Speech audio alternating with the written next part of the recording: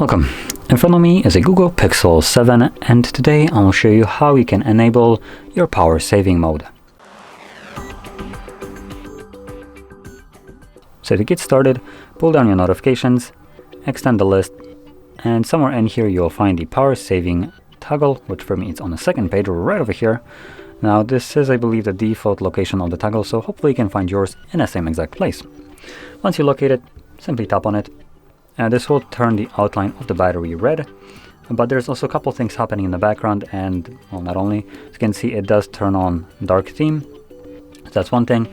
Number two, it limits the refresh rate only to 60. This phone supports 90, so it's now going to be locked to 60. And additionally, Wi-Fi and mobile data might be turned off when the device is not being used to preserve battery, so this will result in you not getting any kind of notifications from apps that would require constant internet connection. Now when you wake up the device again, it should reconnect once more to everything and sync up all the things that was missing, but it's still worth mentioning that this might happen.